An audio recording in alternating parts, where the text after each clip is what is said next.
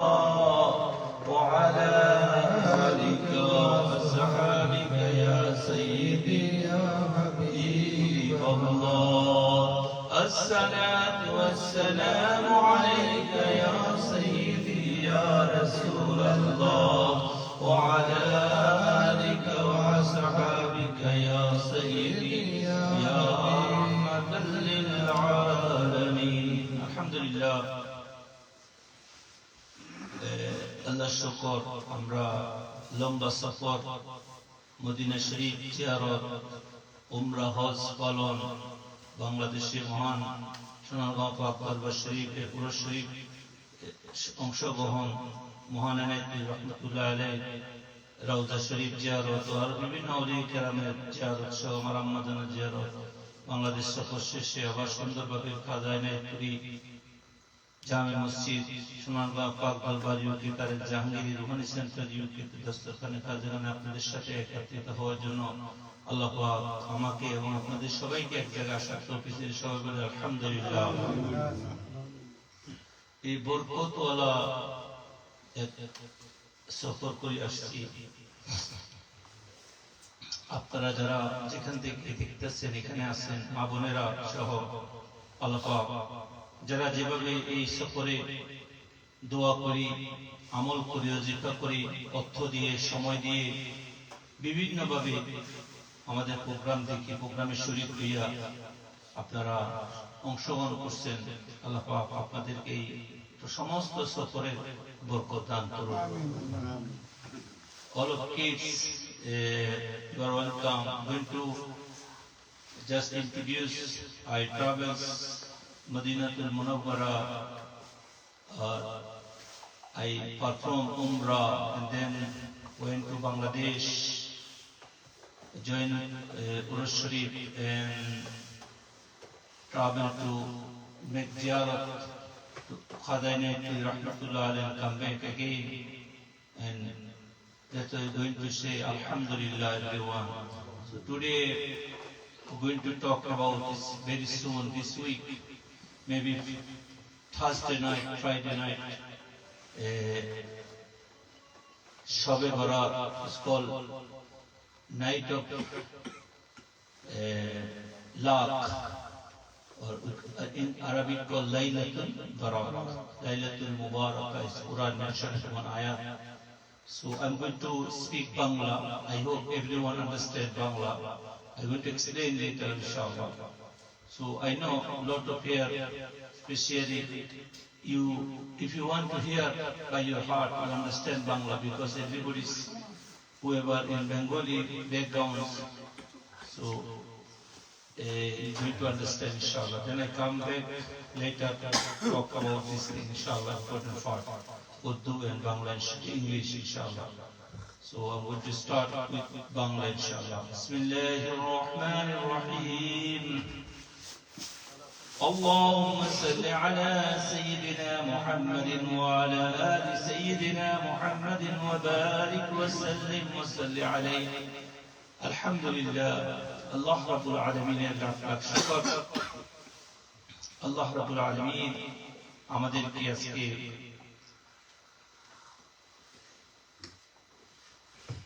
শাবান মাসের এই বরকতপূর্ণ মাহফিলে আমাদেরকে একত্রিত হওয়ার তৌফিক দিয়েছে জন্য সবাই বলে আলহামদুলিল্লাহ। আজকে আমরা পবিত্র শবে বরাত যেটাকে নিয়ে আজকে সারা বিশ্বে আমাদের মধ্যে কিছু বিষয় নিয়ে মতনৈক্য চলতেছে। আমাদের অনেকের হাদিস এবং কোরআনের বিভিন্ন অর্থগত ভাষাগত বিষয়কে নিয়ে মতনৈক্যের কারণে উলামায়ে কেরামের মধ্যে ইখতিলাফ দেখা যাচ্ছে। সাধারণ মানুষ যারা আমরা তারা বিভ্রান্তির মধ্যে আছে। সেজন্য এই পবিত্র রজনীর ইবাদতের মধ্যে অনেক শৈথল্য, অনেক মানুষ এটাকে পালন করা ছেড়ে দিয়েছে। আল্লাহ পাক আমাদেরকে সঠিক জ্ঞানের মাধ্যমে যেটা করার হুকুম সেটা করার এবং যেটা বর্জন করার হুকুম সেটা বর্জন করার জন্য তৌফিক দান করো। আসলে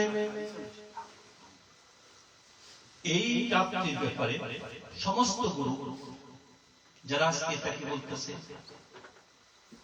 ইভেন যারা সবচেয়ে বেশি কঠিন ভাবে বলতেছে শবে বরাতের কোনো আমল নাই, তারাও হাদিস গুলা মানে, বিশেষ করে কয়েকটা হাদিস একদম সহি হাদিস, এটাতে তারাও কোনো সন্দেহ করে নেই। তাদের যারা গুরু, তাদের যারা শিষ্য, তাদের যারা পরবর্তী যুগে যারা তাদেরকে প্রতিনিধিত্ব করে, তাদের থেকেও এই শাবান মাসের মধ্যরাত্রি, তার মানে কোরআনের হাদিসের মধ্যে এই রাত্রিকে লাইলাতুল বরাত হাদিসের মধ্যে আসে। এখানে আসছে নিসফ মিন শাবান নামে আসছে। কিভাবে আসছে? নিসফ মিন শাবান মানে শাবান মাসের মধ্যে, শাবান মাস 30 দিন 28 দিনের মধ্যখানে যে নিসফ মানে আধা, বাংলা ভাষায় বলে যেটা মিডল অফ মান্থ। তো এই এখানে একটা হাদিস, সেখানে তাদের সমস্ত গুরু যারা আলবানী, আরো তাদের, আমরা যদি ওদেরকে নিয়ে কোনো মেনশন করি না, তারাও বলছে হাদিসটা সহিহ। তো একটা বিষয়কে প্রমাণ করার জন্য একটা সহিহ হাদিস এবং কোরআনের আয়াত এই কাফি, একটা বিষয়কে এটা আছে। তার মানে কি তারাও স্বীকার করে যে নিসফ মিন শাবান যেটা, সেটা সহিহ এবং সেটাতে আমল করার ব্যাপারে কোন রকমের কোনো বাধা নাই। এখন যেগুলা নিয়ে মতভেদ সেগুলো হলো কি, এই রাতে আমরা কিভাবে আমল করব, কি আমল করব, বিভিন্ন বিষয় নিয়ে সেখানে মতভেদ আছে। আমাদের মুফাসসিরিনদের মধ্যে কিছু বিষয় নিয়ে মতভেদ আছে, এটা ওনাদের বিশেষ করে কোরআনে কারীমের একটা আয়াত সূরা দুখানের মধ্যে আল্লাহ পাক বলতেছেন, সূরা দুখানে আল্লাহ পাক বলতেছেন কি, বিসমিল্লাহির রহমানির রহিম, হামিম ওয়াল কিতাবিল মুবিন, ইন্না আনজালনাহু ফি লাইলাতিন মুবারাকাতিন, ইন্না কুন্না মুনজিরিন, ফিহা ইউফরাকু কুল্লু আমরিন হাকীম, আমরান মিন ইনদিনা, ইন্না কুন্না মুরসিলিন। সাদাকাল্লাহুল আযীম। এই সূরা দুখানের মধ্যে আল্লাহ পাক মেনশন করতেছেন হামিম। আপনারা জানেন হা আর মিম, হাকিকতে মুহাম্মদ দের শব্দের অর্থ হলো, মুফাসসিরিন বলেছেন হামিমের অর্থ এটা হরফে মুকাত্তাআত, আয়াতে মুতাশাবিহা, একমাত্র আল্লাহ পাকের খাস বান্দারা, নবীরা ছাড়া এটা অর্থ আম মানুষে করা ঠিক নয়। এরপরে বলছে ওয়াল কিতাবিল মুবিন, স্পষ্ট কিতাব। এখানে আসে অর্থগত কারণে এখানে কিছু বিষয়। এরপরে যে আয়াত আসছে ইন্না আনজালনাহু ফি লাইলাতিন মুবারাকা, বলছে লাইলাতুল মুবারাকা, যেটা আমাদের পরবর্তী ইন্ডিয়ান সাবকন্টিনেন্ট আরবের যে ফার্সি ভাষায় আসে, মুবারক শব্দ অর্থ কি, বরাত মানে ভাগ্য রজনী, ভাগ্য মুবারাকা। তো এইটার সাথে মিলাইয়া হযরত ইকরামা রাদিয়াল্লাহু তাআলা আনহু সাহাবী, তিনি বলছেন এই আয়াত দ্বারা আল্লাহ পাক নিসফ মিন শাবানকে মানে শাবান মাসের মধ্যবর্তী রাতকে আল্লাহ পাক নির্দিষ্ট করেছেন। পরবর্তীতে এই হাদিস এবং বড় বড় উলামায়ে কেরাম মুকাজ্জালি রাহমাতুল্লাহ আলাইহি ওনার ইয়াহিয়া উলুমুদ্দিনের মধ্যে লিখছেন, তাফসীরে মাযহারি, তাফসীরে রুহুল বায়ান, তাফসীরে রুহুল মাআনি, বড় বড় তাফসীরের মধ্যে এটা লিখছেন। এই জন্য অনেক মুফাসসিরিন বলতেছেন এই আয়াত দ্বারা আল্লাহ পাক লাইলাতুল মুবারাকা বলতে বাইক্য রজনী লাইলাতুল বরাত বুঝাইছে। কারণ এই রাত্রি সম্পর্কে অনেকগুলো হাদিস আসছে, যে হাদিসের মধ্যে আল্লাহ পাক মেনশন করছেন এই রাত্রিতে আল্লাহ পাক সবাইকে মাফ করে দেন, একমাত্র মুশরিক এবং যারা হাসাদকারী মুশাহিন যারা আছে, যারা হিংসাকারী, এদেরকে ছাড়া আল্লাহ পাক সবাইকে। আর এই হাদিসটা সবাই গ্রহণ করছে। এই হাদিসটা যে মানে ইন্নাল্লাহা লা ইয়াত্তালিউ ফি লাইলাতি নিসফি মিন শাবান ফায়াগফিরু লিজামিই খালকিহি ইল্লা লিমুশরিকি আও মুশাহিন। বলতেছে নিশ্চয় আল্লাহ তাআলা, আল্লাহ রাব্বুল আলামিন এখানে লা ইয়াত্তালিউ ফি লাইলাতি, ইয়াত্তালিউ লা ইয়াত্তালি, আল্লাহ পাক নজর দেন, আল্লাহ পাক দেখেন, আল্লাহ পাক কি করেন ওই রাত্রিতে দেখেন। কোন রাত্রি? নিসফি মিন শাবান ফায়াগফিরু লিজামিই খালকি, আল্লাহ পাক সবাইকে সৃষ্টির মধ্যে সবাইকে maaf করে দেন। ইল্লা লিমুশরিকি আও মুশাহিন, বলতেছে যারা মুশরিক এবং যারা বিদ্বেষ করে, হিংসা করে, মুশাহিন হাসাদ রাখনেওয়ালা, এই ছাড়া আর সবাই কি করে আল্লাহ পাক maaf করে দেন।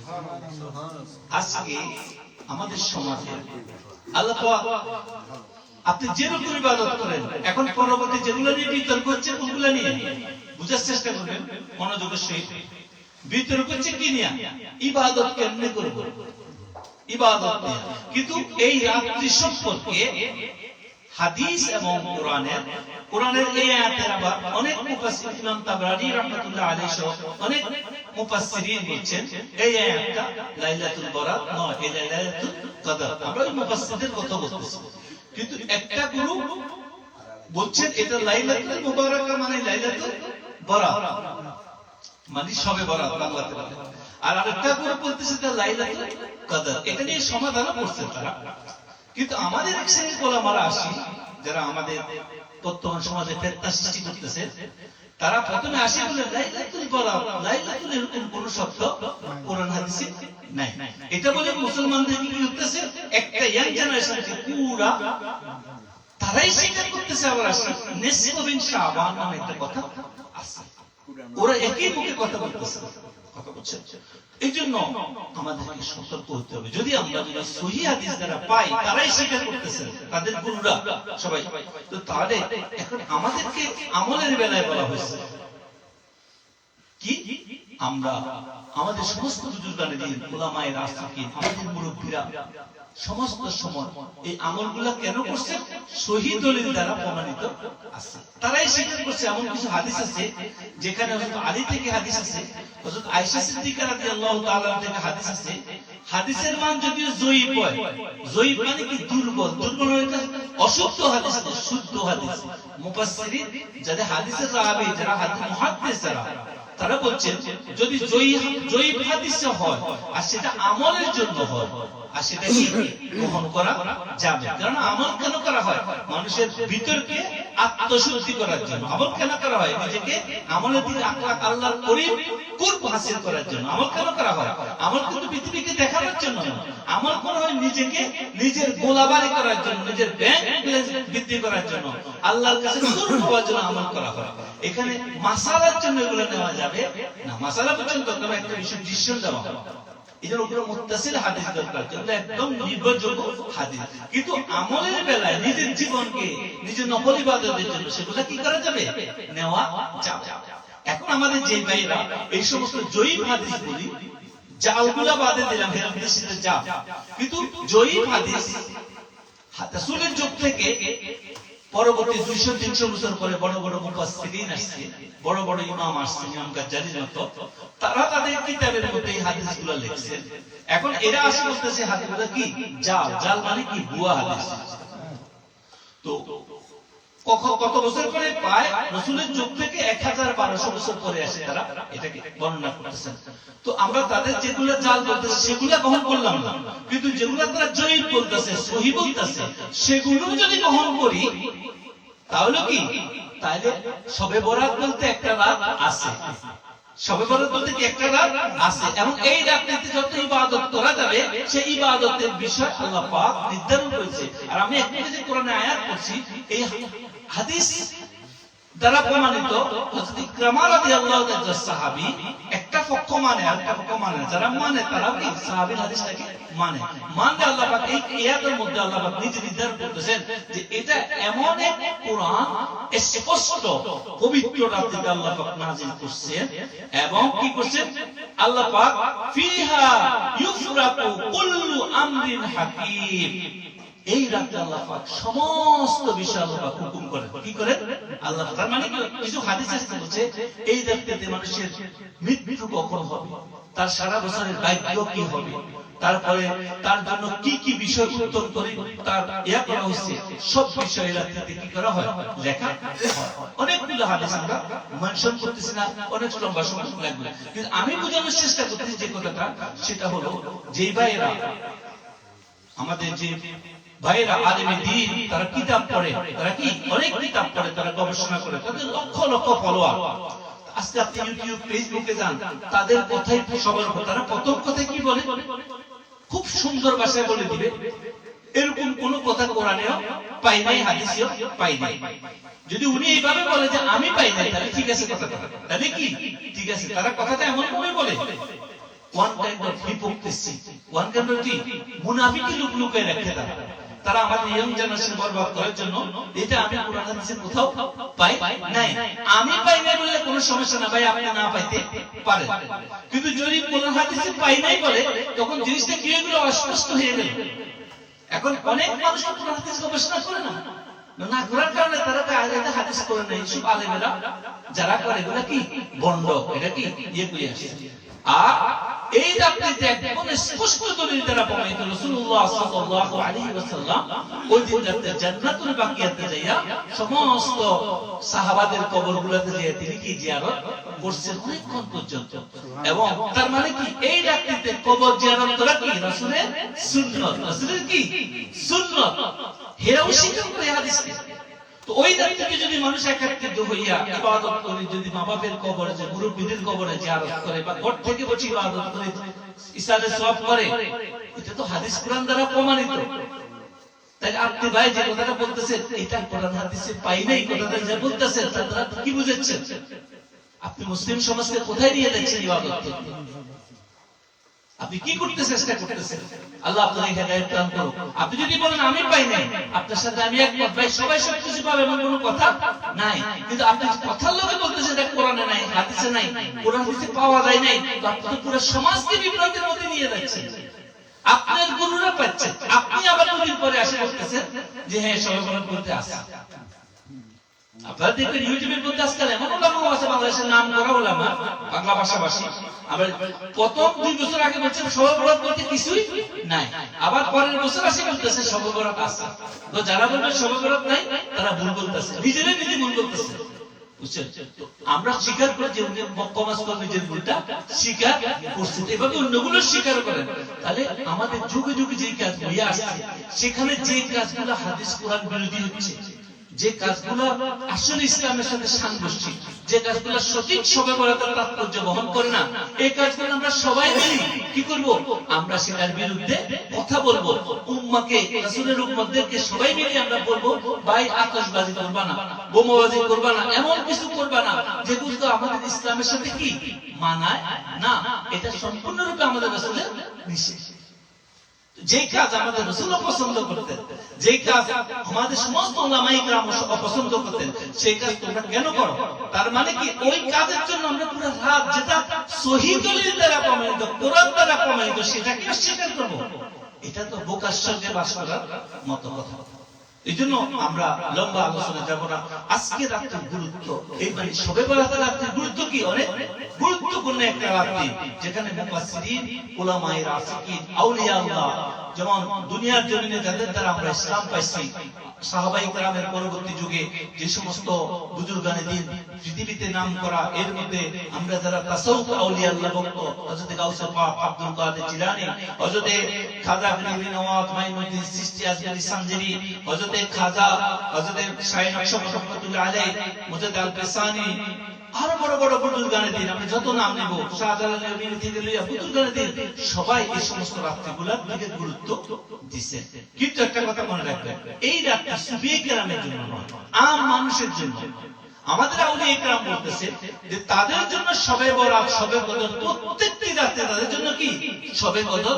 কারণ একজন খাস মানুষ যারা আল্লাহর প্রিয় বান্দা যারা, সে তো প্রতি রাতে আল্লাহর সাথে ইবাদত করে, তার জন্য তাহাজ্জুদের বন্ধ নাই, তার কোন রাতে কি বন্ধ নাই। কিন্তু আম আদমি যারা, সাধারণ মানুষ যারা, তারা তো সারা বছর ইবাদত করতে পারে, কিন্তু তারা বিভিন্ন কারণে ফরজ নামাজগুলো পড়ে, নফল নামাজের দিকে গুরুত্ব থাকে না।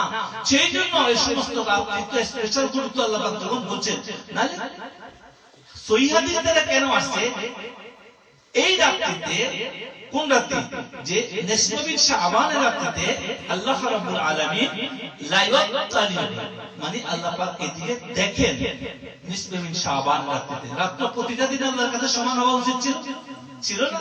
আবার কোরআনে কারিমের আয়াতে ইন্না আনজালনাহু ফি লাইলাতুল কদর, ওখানে লাইলাতুল কদরকে আল্লাহ পাক স্পষ্ট করে দিয়েছেন, লাইলাতুল কদর খায়রুম মিন আলফি শাহ, ওই যে কদর রাতে হাজার মাস থেকে কি উত্তম। তাই এখন থেকে যদি স্পষ্ট রাতগুলো, স্পষ্ট সংখ্যাগুলোকে আল্লাহ পাক নিজে বলতেছেন, এগুলোর গুরুত্ব অনেক বেশি। আল্লাহ পাক নিজে বলতেছেন প্রত্যেকটা রাতে তো আল্লাহ পাকের না, প্রত্যেকটা মুহূর্ত, প্রত্যেকটা সেকেন্ড কার? আল্লাহ। তো আল্লাহ যদি সবে তো আল্লাহর কাছে গুরুত্বপূর্ণ, তাই না? এখানে আল্লাহ একটার উপর একটা গুরুত্ব দিচ্ছে, আল্লাহ দিচ্ছে একটার উপর একটা গুরুত্ব। আমরা এই রাত্রির বিষয় আমরা মতনৈক্যে না দেয়া যে সমস্ত কাজগুলো বর্জন, যেগুলো করার দরকার নাই, সেগুলো আমরা করব না। আমাদের সন্তান, আমাদের পরিবার, আমাদের ভাই বোন, আমাদের সমাজকে আমরা কি করবো, এগুলো থেকে আমরা দূরে রাখবো। বর্তমান সময় লাইটিং করা, আলোকবর্তিকা করা, খুশির মতো করে করা, ইবাদতের পরিবেশ করা, এগুলা যদি শরীয়ত সম্মত হয় তো এগুলাতে কোনো উলামায়ে কিরাম বলছে এগুলাতে কোনো বাধা নাই। এরপরে তারা সিন্নি খাওয়া, হালুয়া খাওয়া, এগুলা নিয়ে তারা অনেক, এগুলা কোথায় পেয়েছে? রাসূলুল্লাহ সাল্লাল্লাহু আলাইহি ওয়াসাল্লামের জামানায় একত্রিত করে মানুষ যখন একত্রিত হইতেন, তাদের জন্য স্পেশাল কিছু মিষ্টান্ন জাতীয় খাবার বানাইয়া বা কোনো কিছু করে রুটির ব্যবস্থা করে খাওয়ার ব্যবস্থা করতেন। হাদিস দ্বারা প্রমাণিত আছে। আমাদের ভারতবর্ষ যেখানে, ওখানে খাবার ছাড়া কি হালুয়া, আমাদের দেশে এক ধরনের সিন্নির মতো হয়, এক ধরনের বিভিন্ন রকম মিষ্টি জাতীয় খাওয়া হয়। এক এক দেশে এক এক রকমের খাবার কি প্রচলিত। আমাদের দেশে হাত দিয়া খাওয়া খায়, আরবেরা হাত দিয়া খাওয়া খায় না। আমাদের দেশে ডাল, পানি জাতীয় খাওয়া খায়, আরবেরা রুটি দিয়ে গ্রিল করে খায়।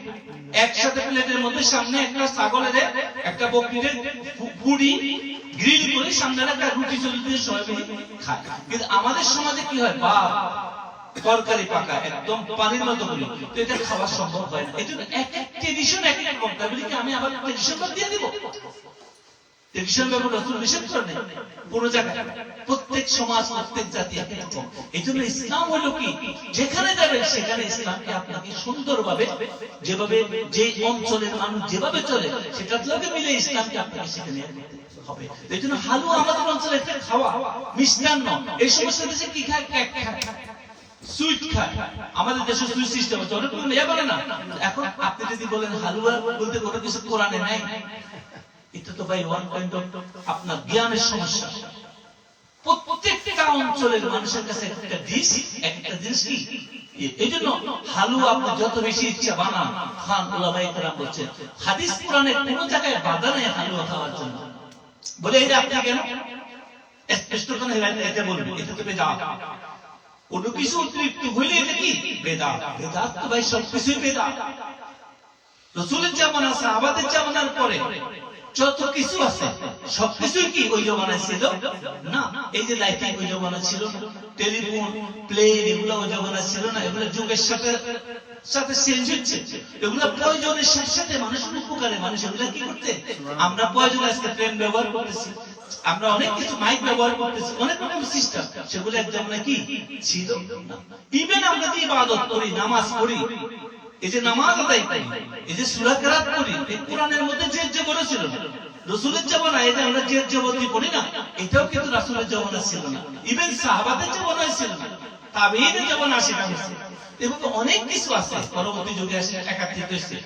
আমরা বুঝা উচিত যে রাসূলের জামানায় যেটা ছিল না, এই পরবর্তী যদি এটা যদি উত্তম জন্য হাসানা হিসেবে করা হয়, মানুষের উপকারার্থে করা হয়, যেটা আমাকে ইসলামের মূল বিষয় থেকে কোন জিনিস খারাপ, বেদাত কোন বেদাত খারাপ, ওটা যে জিনিস আমাকে মূল বিষয় থেকে সরাই নেবে, মূল থাকবে না, বেশ থাকবে না। যদি বেশ ঠিক থাকে, ঈমান ঠিক থাকে, তো এটা সৌন্দর্য যদি বাড়ানো হয় এটা আরো তরক্কি করার জন্য, তাহলে এটা আমাদের উলামায়ে কেরাম বলছে এটা কি জায়েজ, এটা কি এক হাদিস থেকে আছে। এটা তো গেল। এরপরে আপনি যেটা আসছে সেটা হলো যে শবে বরাতের রাত্রি বা পরবর্তী রাত্রিগুলোতে আপনি যে রোজা রাখবেন শবে বরাত উপলক্ষে, এটা নিয়েও হাদিসের দ্বারা তারা পায় না খুঁজে। এটা কি হাদিসের দ্বারা খুঁজে পায় না ভাই। শবে বরাত 15 তারিখ 14 তারিখ দিবাগত 15 তারিখের পরে হাদিস শরীফ মুসলিম শরীফের হাদিস আছে রাসূলুল্লাহ সাল্লাল্লাহু আলাইহি ওয়াসাল্লাম প্রতি মাসে 13, 14, 15 13, 14, 15 কে আইয়ামে আবিজ বলে, এই 3 দিন কি রোজা রাখতেন। এবং কি দাউদ আলাইহিস সালামের সুন্নাত তরিকা ছিল একদিন বাকি রাখি একদিন রোজা রাখতেন। আর রাসূলুল্লাহ সাল্লাল্লাহু আলাইহি ওয়াসাল্লাম আরো হাদিস আছে যে শাবান মাস হচ্ছে রজব আল্লাহর মাস, রজব কার মাস, আর শাবান রাসূল হচ্ছে আমার মাস, আর রমজান কার মাস, উম্মতের মাস। এই রমজান মাস কার মাস? উম্মতের মাস। কারণ উম্মত হিসেবে রোজা রাখতে কষ্ট করবে। আর শাবান মাস কার মাস? রাসূলুল্লাহ সাল্লাল্লাহু আলাইহি ওয়াসাল্লামের মাস। যে রাতে রাসূলুল্লাহ সাল্লাল্লাহু আলাইহি ওয়াসাল্লাম এমন ভাবে রোজা রাখা শুরু করতেন শাবান মাসে, মনে হয় যেন আর তিনি রোজা বন্ধ করবেন না। 15 দিন 10 দিন 15 দিন রোজা রাখতেন রাসূল শাবান মাসে। তো হাদিস দ্বারা প্রমাণিত এই মাসে রাসূল অধিকারে রোজা রাখতেন। এখন আর কি প্রমাণ দরকার আছে যে 15 তারিখে রোজা রাখার ব্যাপারে? নিষেধ আছে কোন জায়গায়? তাহলে নিষেধ নাই। বলা হচ্ছে এই রাতে যখন তোমরা ইবাদত করবা, তো তখন পরের দিন কি করে তোমরা রোজা রাখো। এমনি তো হাদিস দ্বারা প্রমাণিত আছে। তাহলে ভাই এই বিষয়গুলো নিয়ে আপনারা এত বিতর্ক করতেছেন যে উম্মতকে এটা নাই ওটা নাই এটা নাই ওটা নাই বলে মানুষকে কি করতেছেন আপনি কনফিউজের মধ্যে নিয়ে যাচ্ছেন। আরে ভাই যদি বলেন ঠিক আছে এটা স্পষ্ট করে করা শবে বরাতের রোজা রাখা যাবে না, ভাই এটা তো আমরা বলতেছি না যে তুমি এই মাসের যে গুরুত্ব রোজা, শবে বরাতের যে গুরুত্ব, এটা তো হাদিস দ্বারা প্রমাণিত, কোরআন দ্বারা প্রমাণিত। এখন তুমি মানো না মানো সেটা তোমার পার্সোনাল ব্যাপার, কিন্তু উম্মতের মেজরিটি উলামায়ে কেরাম সেই 1400 বছর থেকে রাসূলের যুগের পর থেকে যেটা পালন করে আসতেছে, এখন তোমরা সেই সমস্ত উলামাদেরকে বলতেছে এরা ভুল করছে। কি করতেছে তারা? ভুল করছে। ভাই আমরা তো কখনো এটা বলতে পারবো না, তোমরা বললে বলতে পারো, কিন্তু আমরা প্রমাণ দিয়ে দিচ্ছি যে যদি একটা হাদিসও সহিহ থাকে এই রাত্রির ব্যাপারে, তাহলে এই রাত্রি কি করা হালাল না শুধু জায়েজ না শুধু হাজারবার জায়েজ। তো এই রাত্রিতে যদি শরীয়ত সম্মতভাবে আমি যা কিছু করি, হালুয়া বানাই খাই, আমি সারা দিন রাত রোজা রাখি, আমি ইবাদত করি, সারা রাত নফল ইবাদত করি, যা কিছু করি সেটা যদি শরীয়তের বিরুদ্ধে না যায়, যদি মানা না থাকে, তাহলে তুমি কোন মানা করো উম্মতকে বিভ্রান্ত করা? তুমি কোথায় থেকে আসলে আপনার শবে বরাত বলতে কিছু নেই? যেটা নিষিদ্ধ সেটা বলো। হ্যাঁ, এখানে কিছু বিষয় আছে হাদিসের মধ্যে লেখা আছে, কিছু কিছু হাদিস, কিছু কিছু জয়ীফ, কিছু কিছু জাল হাদিস আসছে, সাজ হাদিস বলে কিছু কিছু হাদিস আমরাও স্বীকার করি, কিন্তু সেগুলো আমলের বেলায় কিসের বেলায় আসছে? আমলের বেলায়। বলা হচ্ছে এক হাদিসের কিছু কিছু হাদিস আছে যেখানে বলেছে ওই রাতে তোমরা নামাজ পড়ো 2 রাকাত 2 রাকাত করি, প্রতি রাকাতে আলহামদুলিল্লাহর সাথে 300 বার কুল আল্লাহ পড়ো, 500 বার কুল আল্লাহ পড়ো। এগুলো হাদিসকে মেনশন করছে কিছু কিছু উলামায়ে কেরামের কিতাবের মধ্যে। তো আমরা ওটাকে হাদিস হিসেবে না নিই, এটাকে প্র্যাকটিক্যাল জীবনে অভিজ্ঞতার জন্য সওয়াবের নিয়তে আমল করি। নফল ইবাদত আপনি যেভাবে করেন সেখানে কোনো রকমের বাধা নাই। আপনি সূরা আল-আনফাল পড়ি 500 বার কুল আল্লাহ যদি নফল ইবাদত খারাপ পড়ে, এটা কি বাধা আছে? নিষেধ নাই, কোনো ইমামের দ্বারাও নিষেধ নাই। তা আপনি যদি মনে করেন হাদিস বলবেন না, বলবেন, কিন্তু এই আমল যদি কেউ করে সওয়াবের নিয়তে নফল ইবাদত, বাধা কোথায় আছে সেটা দেখান। বাধা কোথায় আছে সেটা দেখান। এইভাবে আপনি মস্ত নিতে পারেন জিনিসটা। আর যদি কেউ যদি তাকে আমরা বলি ভাই এটা কোনো হাদিস আমরা পাই নাই, আপনি হাদিস বলবেন। এটা আপনি যদি হাদিসের প্রুফ না দেখাতে পারেন, দলিল না দেখাতে পারেন, তাহলে আপনি এটা হাদিস বলবেন না, আপনি নফল ইবাদত হিসেবে করতে পারেন, তাহলে তো আর ঝগড়া হয় না। কিন্তু আপনি একদমই বলতেছেন যে ভুয়া হাদিস, মোপাস ভালো ভালো নাম করা আলেম তারা বলতেছে ভুয়া, এটা ভুয়া। ভুয়া ভুয়া বলে মানুষকে আজকে নামাজ রাতে 2 রাকাত নফল নামাজ পড়বে সেদিকেও মানুষ এখন নাই। আমাদেরকে ফোন করে হুজুর এই রাতে কোন নামাজ আছে কিনা, এরাতে আরে ভাই এই রাতে নামাজ পড়লে সমস্যা কোথায়? আপনার প্রতিদিন রাতে নফল ইবাদত করার ব্যাপারে হুকুম আছে, তাই না? এই রাত্রে যখন আল্লাহ পাক নিজে বলতেছে এই রাত্রিতে মুশরিক এবং হাসাদকারী যারা সবাইকে মাফ করে দেন, তো এই রাত্রে সারাত ইবাদতের মধ্যে থাকাই তো উত্তম, তাই না?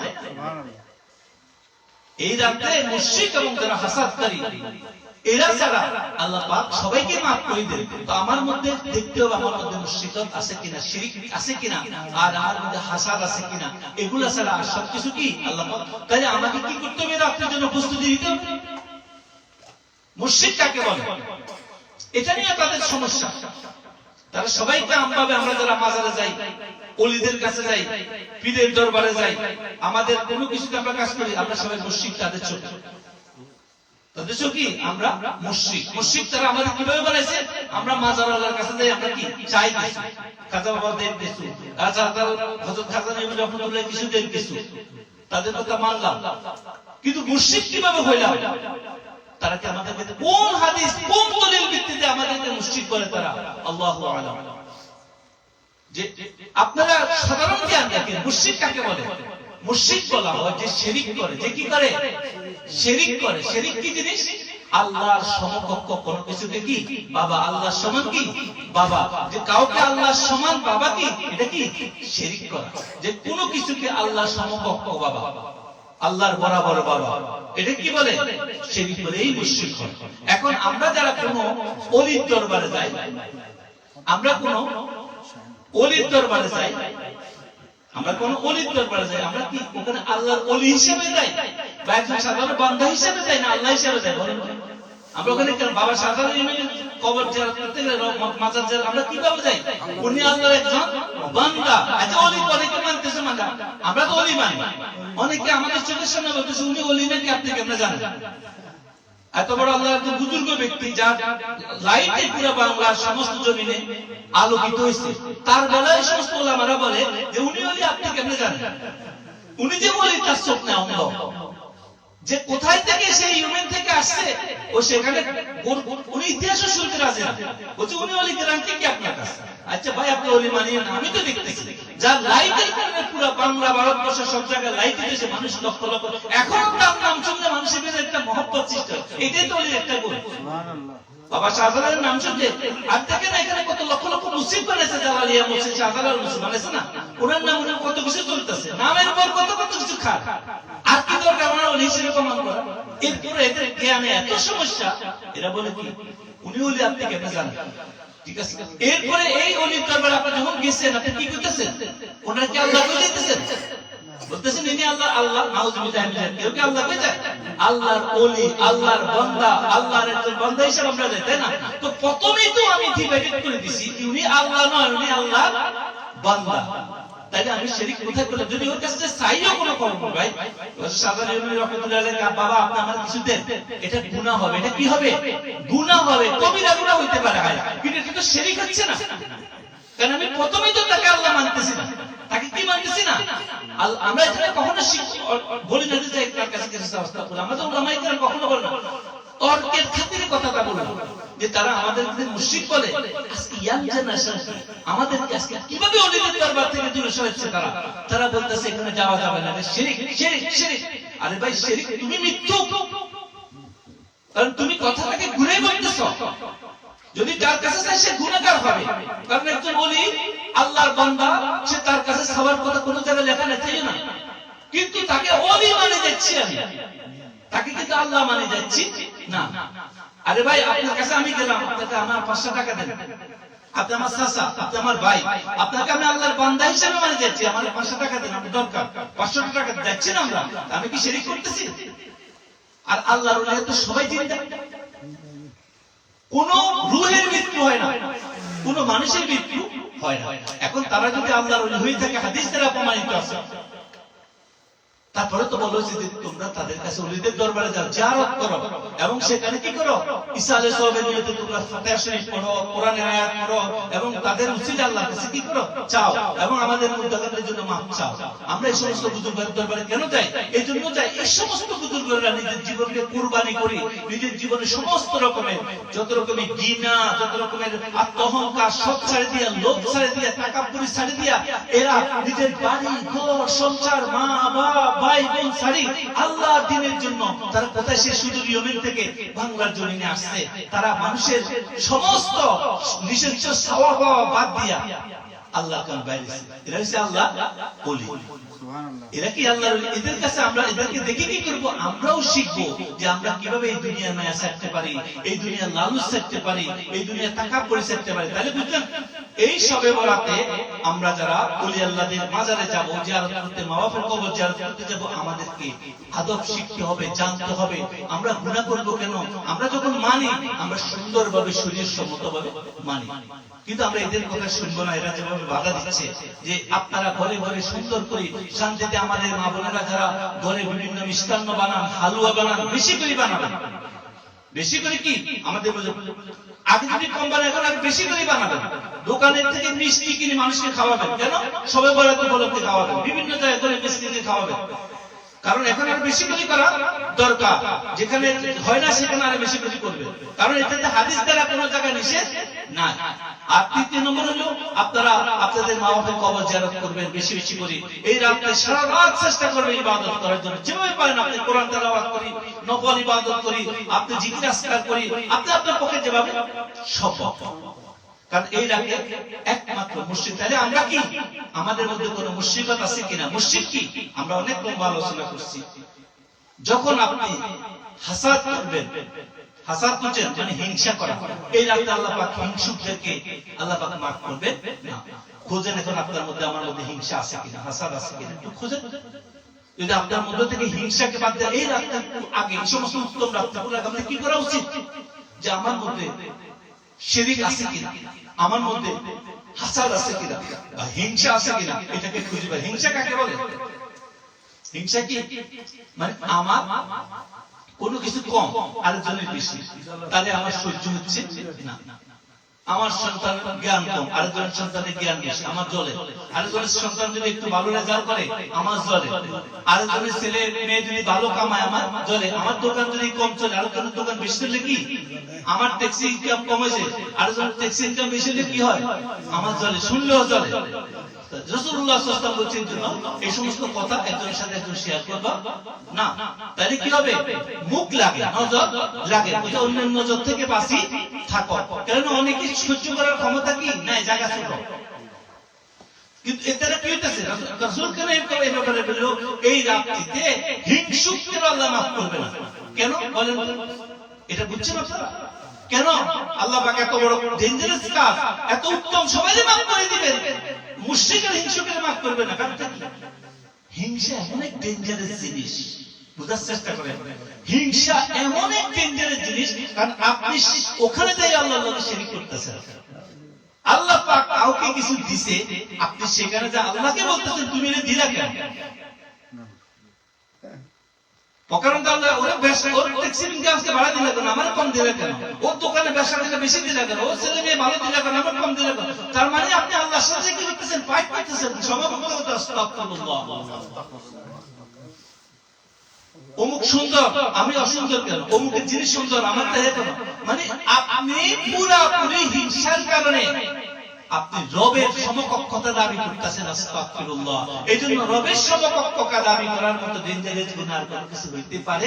আপনি কি, আপনার কাছে কি আছে রবের সমকক্ষতা করার মতো? এমন কিছু আপনি আসতে পারেন না নিজের যোগ্যতায়, যাইতে পারবেন না নিজের যোগ্যতায়, আপনার কোনো কিছু করার ক্ষমতা নাই, আপনি একটা হাত লাগার ক্ষমতা নাই, আপনার কথা বলার শক্তি নেই, শোনার শক্তি নেই, দেখার শক্তি নেই। কোন আপনি রবের লোকের সঙ্গে ফাইট করতে আসছেন? আস্তাগফিরুল্লাহ। বুঝে আসছে? তার মানে আজকে রাতে আমাদের সবচেয়ে বেশি গুরুত্ব দেওয়া উচিত কি? সবে বরাত রাত্রিগুলোতে যে আমার মধ্যে কোন রকমের হিংসা আছে কিনা।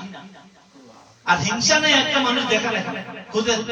আপনি আমাদের দিয়ে আমি কথা শুরু করে দেবেন, আমার মধ্যে কোনো না কোনো ভাবে হিংসা কাজ করতেছে।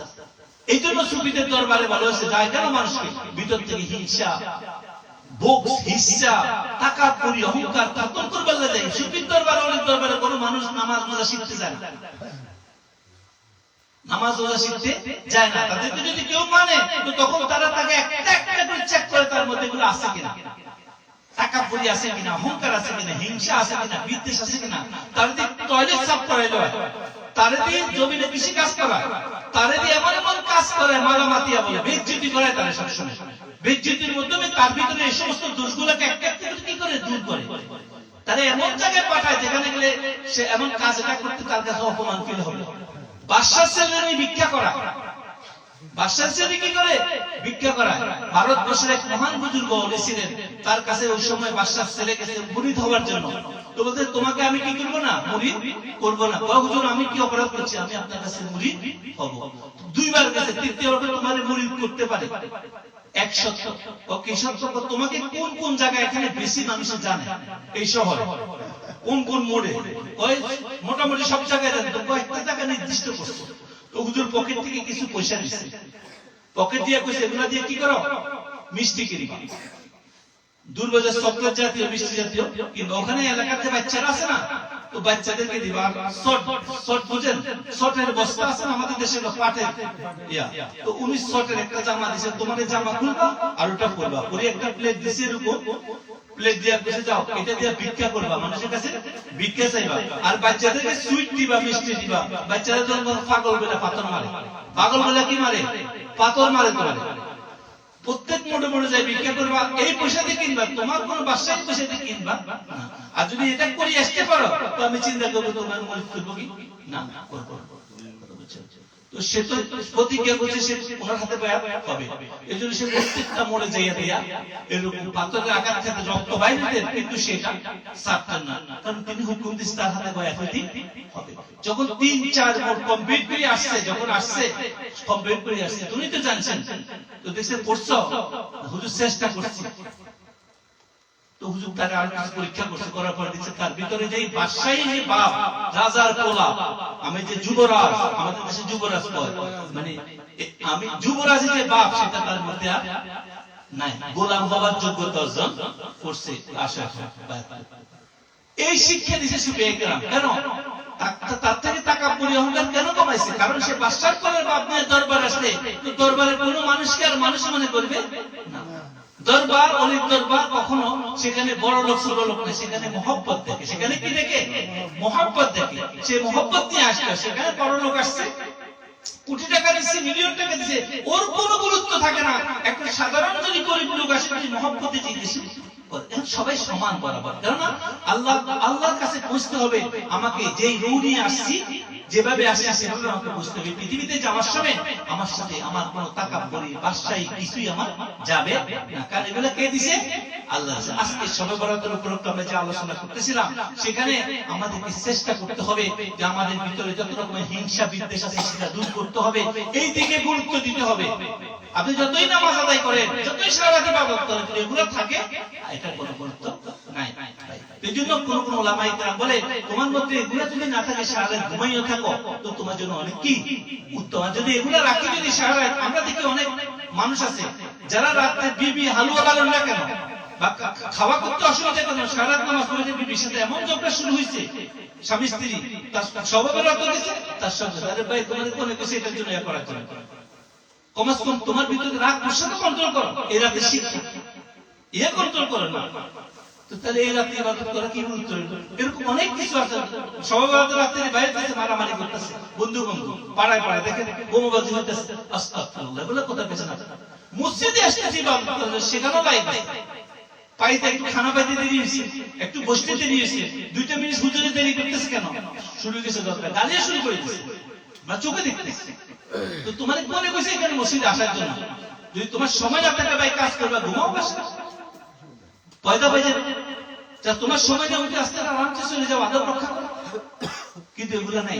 আজকে তো মসজিদ গুলো এমন অবস্থা হয়েছে, সেখানে মসজিদ, বড় বড় মসজিদ, লক্ষ লক্ষ মানুষ নামাজ পড়ে, সেটার পরে কোনো তালিমের ব্যবস্থা নেই। শুধু যাইতেছে জামাতের জন্য দৌড়ায় দৌড়ায় যাচ্ছে, আল্লাহু আকবার, নামাজ শেষ, সালাম ফিরে, আবার সালামের পরে নামাজের আছে, মুনাজাতের ব্যবস্থা দরকার নাই, ছাড়ি দিছে, যাও দৌড়ে শুনে ঘরে যাও।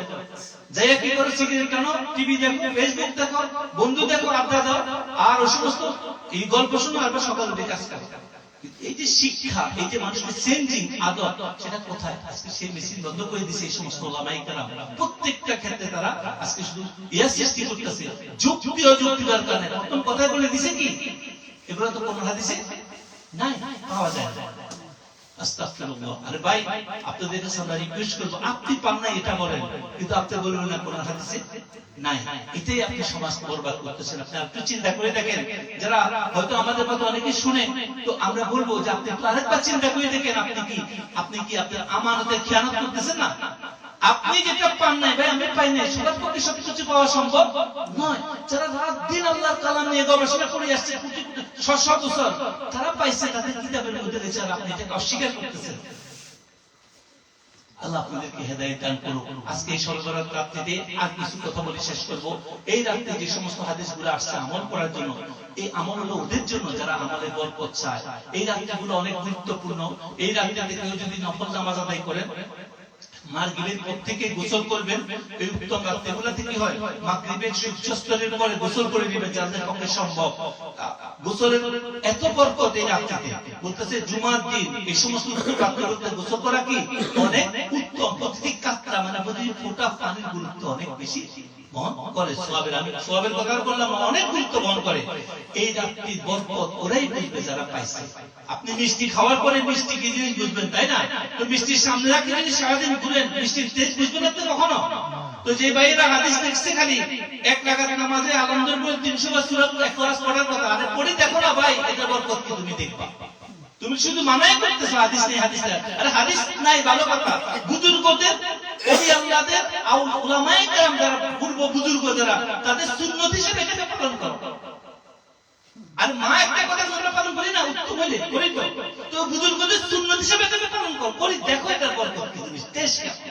আপনাদেরকেও বলতেছি আজকে যাদের পক্ষে সম্ভব 2 রাকাত করে 20 রাকাত নামাজ পড়বেন। কত রাকাত নামাজ? 20 রাকাত নামাজ পড়বেন সর্বরাত রাত্রিতে। এটা উলামাদের থেকে প্রসিদ্ধ, অনেক বুজুর্গ উলামায়ে কেরাম এটা বলছে উলামারা বলছে এখানে একজন আপনি সমর্থন অনুযায়ী পড়বেন। আনন্দের সাথে পারলে একবার সূরা ইখলাস, কুল হুয়াল্লাহু আহাদ, আর যদি সম্ভব 3 বার করবেন প্রতি রাকাতে। 3 বিশেষ 60 বার হবে, তাই না? আর যদি আরো সম্ভব হয় প্রতি রাকাতে 20 বার করে পড়বেন, ঠিক আছে? আরো সম্ভব হলে 25 বার, আরো সম্ভব হলে 50 বার, ঠিক আছে? যদি 50 বার করে 20 রাকাত নামাজে 1000 বার সূরা ইখলাস পড়া হবে। আর 1000 বার সূরা ইখলাস যদি মনোযোগ সহিত পড়ে, এটা অনেক বরকত হবে। এটা বাধ্য নয়, এটা কি নফল নামাজ, প্রথমে মনে রাখবেন। তো আপনারা যারা করতে চান এই আমল করে দেখেন। আর এটা দ্বারা কি হবে জানেন, আপনি নামাজ শেষে প্রতিদিন যদি পরবর্তীতে 2 রাকাত নামাজ পড়েন এভাবে, আর 40 বার করে সূরা ইখলাস পড়েন, এইটার দ্বারা আপনি যে কোনো বাচ্চা জ্বর হচ্ছে, কাশ হচ্ছে, জিনে ধরছে, ভূতে ধরছে, আপনি একটানা 11 বার পড়ি আপনি দম ধরানোর বাচ্চাকে পানি দেন, ইনশাআল্লাহ দেখবেন সাফা হবে। এক রাত্রির আমল যদি আপনারা করতে চান, এই রাত্রির যারা দম করতে চান তারা কমস কম 25 বার করে প্রতি রাকাতে করতে হবে। কতবার? 25 বার। তাইলে আপনি 20 রাকাত নামাজ কমপ্লিট করবেন। 50 বার করলে অনেক ভালো। আর এই রাত্রিতে যারা আমাদের এখন আসেন, যারা আমাদের সাথে সম্পর্কিত আউলিয়া কেরামকে ভালোবাসেন, যারা সুলুকের রাস্তা চলতেছেন, যারা সাধন ভোজন করেন, তাদের জন্য এখন এর কথাগুলো আছে। যারা চান এই রাত্রিতে আপনি 3 দিন আইয়ামে 20, কয় দিন? 13, 14, 15 এখনো সময় আছে। 13, 14, 15 এই 3 দিন রাত্রিতে আপনি যদি সম্ভব প্রতিদিন আপনি 399 বার, কতবার? 399 বার করে আয়াতুল কুরসি পড়বেন। 399 বার 3 দিন কমপ্লিট করবেন। এটা আপনার মুকাম্মেল যাকাত আদায় হয়ে যাবে। 300 যদি রোজা রাখেন 3 দিন, তাহলে কোনো ফরজ করতে হবে না। ফরজ বুঝছেন মানে মাছ, মাংস, ডিম, দুধ এগুলো খাওয়া থেকে দূরে থাকা। কেন এগুলো আমরা করাই? কারণ এগুলো খাওয়ার মাধ্যমে গ্যাস হয়, এগুলো খাওয়ার মধ্যে শরীরের মধ্যে বিভিন্ন সমস্যা হয়। তা আপনি বসে আমল করতে পারেন না, আপনার সমস্যা হয়। তাহলে এটা এইজন্য বুজুর্গরা বলে এগুলো এই কয়েকদিন এগুলো খাওয়া থেকে দূরে থাকলে পেট খালি থাকে, কম খাইবেন, এমন খাওয়া খাবেন যেন গ্যাস না হয়। তাহলে আপনি বসি মনোযোগের সহিত একাগ্রতার সহিত ইবাদত করতে পারবেন। তো শবে বরাতের আমল হিসেবে আপনারা যারা করতে চান, যারা কোরআন পড়তে পারেন, যারা সূরা মুজাম্মিল পড়তে পারেন, এটা বরকতপূর্ণ রাত। এই 3 দিন প্রতিদিন 117 বার করে যদি কেউ পড়ে, এটার অনেক বরকত হবে। আর কারো পক্ষে যদি হিম্মত থাকে, শক্তি থাকে, তাহলে এই 3 দিনে ইয়া সামাদ, আল্লাহ পাকের নাম, কুল হুয়াল্লাহু আহাদ, আল্লাহুস সামাদ, আল্লাহুস সামাদ বা ইয়া সামাদ, এই 3 দিনে 1,25,000 বার পড়ে দিবেন। 1,25,000 বার পড়ার পর আপনি দেখবেন এটার বরকত কি জিনিস। আর যারা আমাদের অন্যান্য মুরিদিন আছেন, মুহাব্বতকারী মা বোনেরা আছেন, তারা চাইলে এই 3 দিনের মধ্যে আপনি যে কোনো আমল আগে যাকাত দিচ্ছেন, যারা আমাদের থেকে শুনতেছেন লাইভে, ওই 3 দিন বা লাস্টের দিন যেটা শবে বরাতের রাত, ওই দিন কমাস মাত্র সমস্ত আমলগুলোকে, যারা যে আমল করছেন, সূরা ইয়াসিনের আমল করছেন, যাকাত দিবেন, হিজবুল বাহারে যাকাত দিবেন, তারপর আয়াতুল কুরসি যাকাত দিবেন, সূরা ফালাক, সূরা নাস যাকাত দিবেন, যে নিয়াত যাকাত দিবেন, ইলাহ কুরাইশের যাকাত দিবেন, যে যে আমল করছেন, ওই আমলগুলো কমাস কম ওই রাতে দৌড়াই নেবেন। যে যতবার করেন দৌড়াই নেবেন শবে বরাতের রাতে। এক রাত্রি যদি করতে পারেন, তাও আপনার পুরো বছরের যাকাত আদায় হয়ে যাবে। কারণ পক্ষে সম্ভব সূরা ইয়াসিন 72 বার পড়ে নেবেন। সূরা ইয়াসিন কতবার? 72 বার। তাহলে পুরো বছর যাকাত আদায় হয়ে যাবে। সূরা আর রহমান 40 বার পড়ে নেবেন, যাকাত আদায় হয়ে যাবে। সূরা মুলুক যদি 41 বার পড়ে, যাকাত আদায় হয়ে যাবে। আমি আর বলবো না, এখান থেকে বলে দিতেছি, যারা আমাদের বক্তব্য বিভিন্ন জায়গা থেকে শুনতেছেন তাদের জন্য বলে দিতেছি যে এই আমলগুলো আপনারা করে নেবেন। আর যদি পারেন সূরা ফালাক আর সূরা নাস করতে, তাহলে 333 বার 333 বার করে নেবেন। আর কেউ যদি এটাও না পারে, 19,000 বার, কতবার?